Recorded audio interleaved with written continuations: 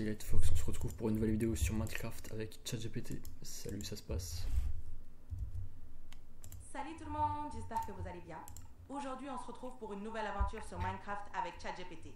Allez, c'est parti. Ouais, avec toi-même. Donc là j'ai fait un long vlog aussi, donc à chaque fois je note mes notes sur Google Keep et voilà, je lis ça dans mon vlog. Donc là j'ai un gros sujet à traiter qui me tient vraiment à cœur, enfin, qui est important pour moi-même. Donc le sujet c'est un peu développement personnel, comment être plus productif et heureux.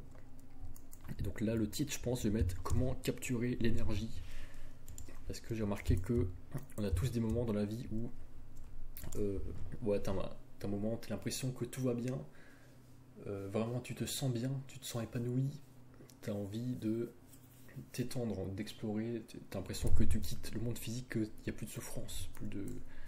Ouais, donc par exemple, je sais pas, ça peut être n'importe où, par exemple en vacances, ou quand tu visites dans un musée, ou quand tu regardes une vidéo, ou tu parles à quelqu'un, à la famille, ou t'es chez toi à la maison. Et bah juste avant, j'ai eu un de ces moments, et donc là je crois que... Enfin là c'était surtout parce que j'ai appelé la famille, donc c'est vrai que quand tu parles à des gens, ça augmente la fréquence de ce nombre de moments plutôt que se renfermer sur soi-même. Mais bon, là je vais vous dire un peu tout ça. Et justement, donc là c'est mon deuxième vlog de la journée, donc justement je vais l'expliquer après, mais j'hésite à voilà, faire soit une vidéo par jour, soit faire autant de quantité que je veux. Voilà, je sais pas encore qu'est-ce que c'est le mieux. Et c'est aussi, je pense, je vais peut-être le mettre sous forme d'article sur mon site WordPress, lightfoxarts.com, vous pouvez le voir juste en dessous. Donc voilà, donc mon principe numéro 1 en général, donc le principe de ma vie, bah, c'est comme tout le monde je pense, être heureux en permanence et éliminer la souffrance, avoir le moins de souffrance possible. Et donc ça c'est principe 0 un peu, et mon principe 1 perso que j'avais déjà noté il y a quelques années, c'est prendre mes décisions dans les moments positifs plutôt que les moments négatifs. C'est-à-dire prendre toutes les décisions à long terme qui concernent ma vie quand tout se passe bien, c'est-à-dire quand par exemple je suis en vacances ou je suis dans une belle maison où tout se passe bien, j'ai des bonnes relations avec tout le monde, plutôt que quand tout ne va pas. Donc ça veut dire que ton autorité, ta décision prime quand tu es dans un bon moment que dans un moment négatif. Donc voilà, pour dire un peu le bien l'emporte sur le mal. Donc, par exemple, si je suis dans un hôtel de luxe, je dis n'importe quoi, je veux dire ton esprit sera beaucoup mieux sollicité, beaucoup mieux bercé par ton environnement et sera beaucoup plus productif et aura raison, plutôt que si t'es SDF dans la rue, ouais, t'es sale, t'as pas mangé, t'es pas lavé, t'es isolé, t'as personne qui parlait, t'es malade, souffrant, tout ce que tu veux. Et bah là je pense, dans ce moment là t'auras moins raison que quelqu'un qui est dans un hôtel de luxe avec tout ce qu'il faut.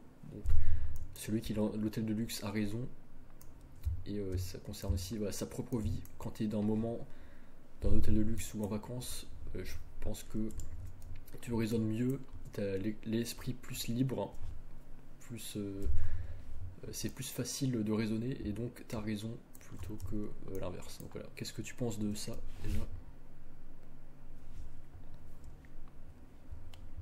C'est une approche intéressante. Prendre des décisions dans des moments positifs peut effectivement aider à avoir une vision plus claire et équilibrée. Quand on est bien dans sa tête et dans son environnement, on peut avoir plus de recul et éviter les décisions impulsives. C'est logique de vouloir minimiser la souffrance, et ta méthode peut aider à construire un chemin plus serein. Tu veux donc encourager les gens à s'ouvrir aux autres et à profiter des bons moments pour prendre des décisions importantes, c'est ça? C'est ça, oui, les décisions importantes sont les décisions long terme qui s'étalent dans le temps, et effectivement il faut éviter les décisions impulsives qui sont basées sur un traumatisme ou sur une expérience négative.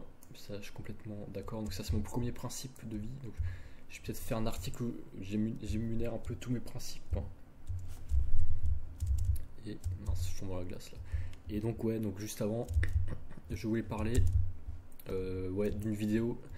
En ce moment je regarde un peu les châteaux, les vidéos de châteaux sur YouTube, et là j'ai vu une vidéo, c'était un youtubeur, je sais plus, anglais américain, et il visitait le château attends, de Jacques Garcia, qui est un architecte français.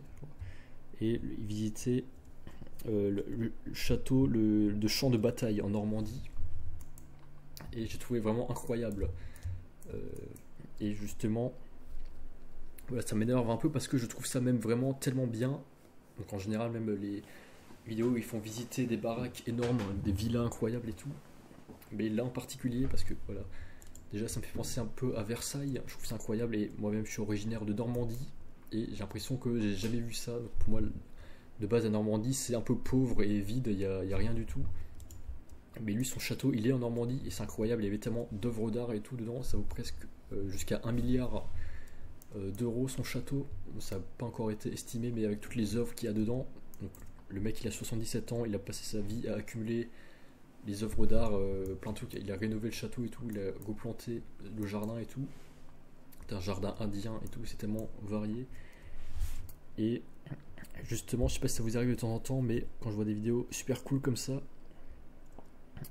c'est censé nous procurer un sentiment d'admiration et de bienveillance, enfin c'est censé nous procurer un sentiment positif, je veux dire, mais pour ma part là sur le moment c'était plus un sentiment de jalousie un peu, et justement ça me saoule un peu que voilà, c'était là tout ce temps là et que je le découvre que maintenant, et j'ai l'impression que ça profite qu'à certaines personnes et j'ai l'impression d'avoir raté ma vie, de ne pas avoir vécu.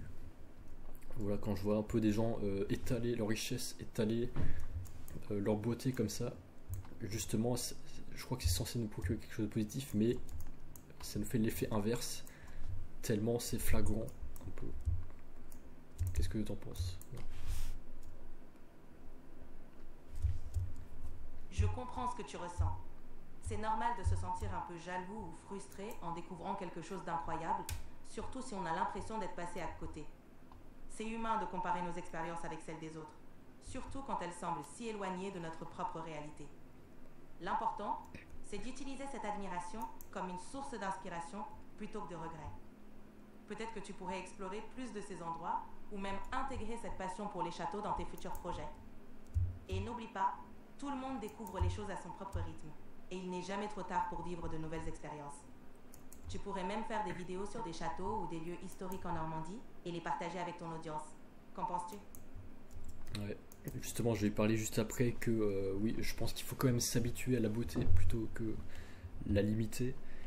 Et justement, quand je vois ça, ça me donne envie de tout savoir hein, sur le mec. Donc déjà, je connaissais pas Jacques Garcia. Et je me dis comment il a fait le mec pour devenir aussi riche et récupérer ce château. Comment il a construit sa fortune. Genre le mec c'est un architecte, ok, mais il y a des tonnes d'architectes dans le monde. Et comment le mec l'a fait pour lui s'enrichir. Voilà, donc du coup ça me rend un peu jaloux, j'ai envie de tout savoir. Et voilà, justement, je suis complètement pour le fait de s'habituer à la beauté et de mettre de la beauté partout dans le monde. Donc je suis d'accord qu'il a raison de faire un château aussi beau avec tellement d'œuvres d'art. Et ça devrait être pareil partout dans le monde. Ça devrait être aussi beau dans chaque endroit du monde, dans tous les châteaux. Et aussi dans nos maisons et tout. Mais il faut quand même faire attention. Le danger, c'est de se faire absorber par la beauté. Ça veut dire rester passif et se sentir impuissant face à ça. Et au final, ne rien faire du tout de sa vie. Parce que voilà, justement, il faut être productif. Il faut s'habituer à la beauté. Il faut continuer ses actions, sa discipline et ses propres projets. Et justement, le danger, c'est de se laisser absorber et au final rien faire de sa journée, pas faire d'action. Justement, il ne faut pas se laisser distraire, il faut l'accepter et il faut accepter la beauté comme partie intégrante de la vie. Mais il ne faut pas que ça nous empêche de continuer notre propre voie non plus. Pour évidemment obtenir la même beauté un jour. Hein. Qu'est-ce que tu en penses? C'est une réflexion très pertinente.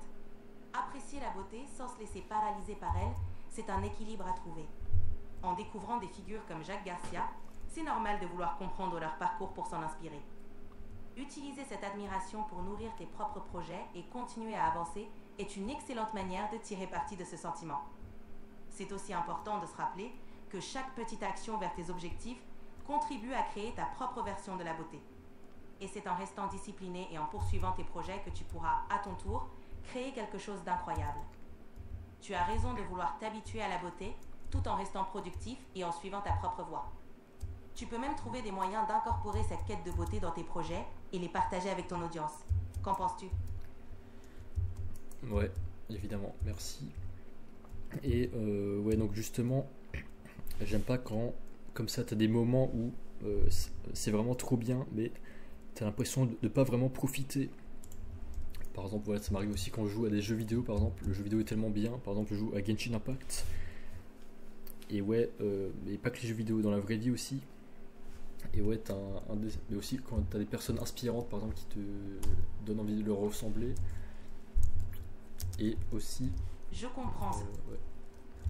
On peut se sentir submergé par l'intensité d'un moment, que ce soit en jouant à un jeu vidéo captivant ou en rencontrant des personnes inspirantes. C'est normal de vouloir capturer cette énergie et en profiter au maximum. Peut-être que le fait de rester conscient et présent dans ces moments, sans se laisser trop envahir par les pensées, pourrait t'aider à en tirer encore plus. C'est aussi une bonne occasion de réfléchir à ce que ces moments t'apportent et comment tu peux les intégrer dans ton propre chemin. Tu penses que ça pourrait t'aider à mieux profiter de ces expériences?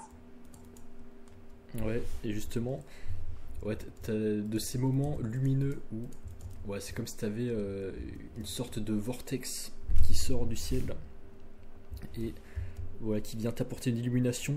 Tu dis que c'est trop bien, j'ai envie de faire ça, mais à côté, t'as aussi envie de faire plein de choses en même temps, donc tu te demandes quelle est la chose la plus importante, qu'est-ce que je dois faire en priorité et qu'est-ce que je dois C'est là. retenir, hein, parce que ça va devenir pourri dans quelques secondes après ça, et tu te dis quel est le plus important, qu'est-ce que je dois faire, et donc tu paniques, et au final, bah, ça s'efface, et au final tu fais rien du tout, plutôt que de faire quand même une action par peur que c'est pas la bonne action, ou que ce soit pas parfait, ou que ce soit pas la bonne chose à faire, et du coup tu as l'impression d'être impuissant et que tout va s'évaporer. Et du coup tu sais pas quoi faire, et qu'est-ce que je dois faire la prochaine fois. Faut vraiment que je trouve une réponse pour ça. Là, c'est ma note que je me suis noté pour ça. Et justement, voilà, donc il faut. Donc ces moments arrivent parfois. Tu as des moments où tu te sens vraiment bien, tu as envie de garder ces moments partout, mais tu sais pas quoi faire. Est-ce que tu dois faire quelque chose de spécifique pour que ça reste? Qu'est-ce qu'il faut faire? Et justement, bah, ça me fait penser à parabole de Jésus avec les servantes qui ont qui ont une lampe à huile illuminée, et le mari arrive tard dans la nuit et il n'y en a que certaines qui ont gardé de l'huile pour plus tard. Donc, est-ce que tu peux me raconter cette parabole?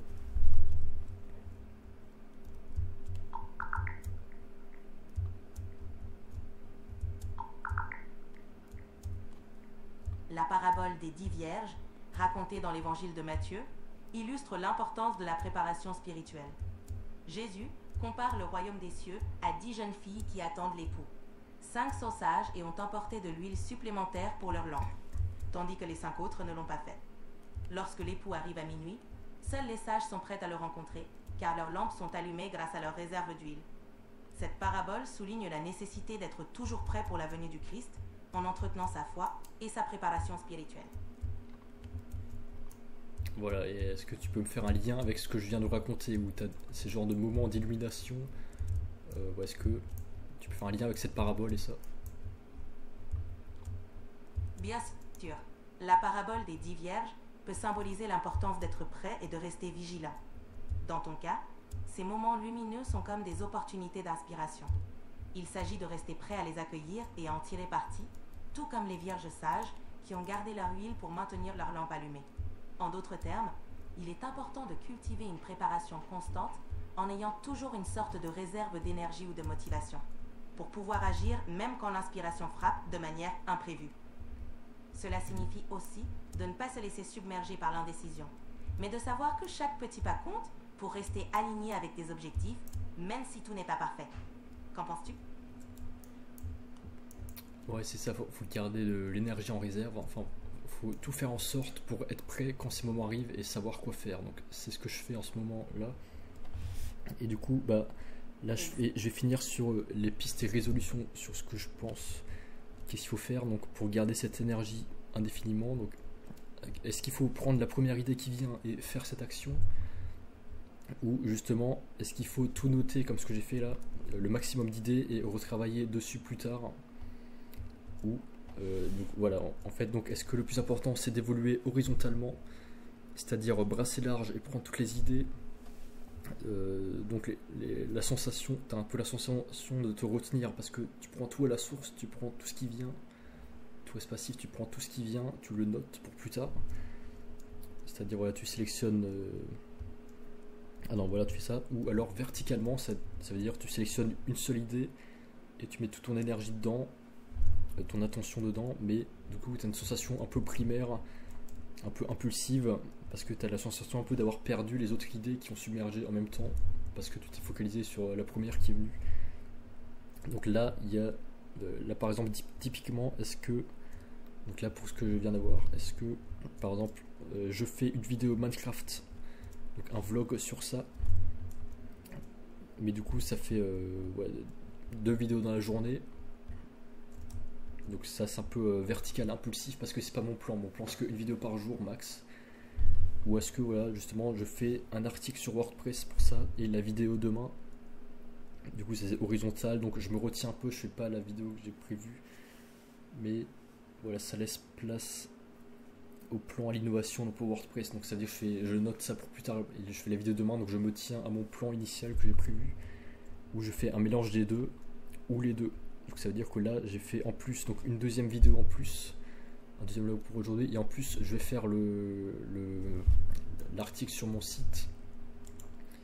Et je pense que voilà, au final, avec un peu mon expérience de développement personnel, ouais, au final, ouais, il faut toujours faire tout. Enfin, la réponse, c'est pas la réponse 1 ou la réponse 2, c'est les deux réponses à la fois.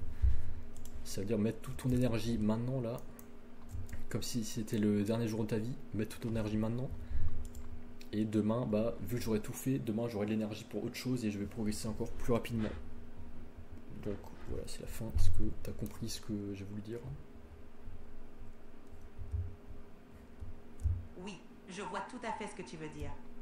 En combinant les deux approches, tu t'assures de capturer l'énergie du moment tout en restant fidèle à ton plan initial. C'est une manière équilibrée de progresser tout en permettant l'innovation et la flexibilité. C'est une belle façon de tirer le meilleur de chaque instant et de rester dynamique dans tes projets. Tu sembles avoir trouvé un bon équilibre entre avancer à fond dans l'instant présent et planifier pour l'avenir. Tu te sens bien avec cette approche? Ouais, justement, ça consiste du coup à ne pas faire de choix parce que tu fais tout. Mais justement, est-ce qu'il vaut mieux tout faire ou est-ce qu'il vaut mieux faire un choix? Donc justement, il faut se poser les bonnes questions. Et du coup, bon là finalement je fais tout. Et voilà, c'est fini pour ça. Et donc voilà, et pourquoi je fais ce vlog aussi dans le biome de cerisier? Parce que quand j'ai trouvé mon pseudo Lightfox, je me souviens, c'était il y a 7 ans. J'étais dans une maison en Pologne avec mon frère, Kouretapouf, qui est youtubeur aussi, et je cherchais un pseudo. Et là, donc, j'aimais bien l'idée d'allier un animal et une caractéristique. Et là, j'ai pensé, c'était un clip de musique de Tobu, Calling, je crois, et j'adorais le fond d'écran, c'était dans une forêt avec une personne lumineuse. Et là, je sais pas pourquoi, j'ai pensé à un renard blanc lumineux qui marche dans la forêt. Et dès que tu veux l'apprivoiser ou t'en approcher, il s'échappe. Donc comme ici, là, la forêt, c'est l'habitat du renard. Et justement, il peut te montrer quelque chose de super important. Tu peux apprendre quelque chose d'incroyable avec lui, mais il faut réussir à le capturer, à le suivre. Et du coup, je trouve que c'est très bien aussi la forêt. Là, c'est un environnement spirituel. Ça fait penser aussi à League of Legends. C'est un environnement spirituel qui développe ton esprit. Et je trouve que c'est extrêmement important de choisir de la beauté quand là je fais des vidéos un peu développement personnel pour moi-même ou de prospection. C'est essentiel de voir de la beauté avec tes sens, avec tes yeux là, et ton ouïe, parce que c'est important de caresser son corps spirituel, son corps subtil pour prendre des bonnes décisions. Je sais pas si tu vois.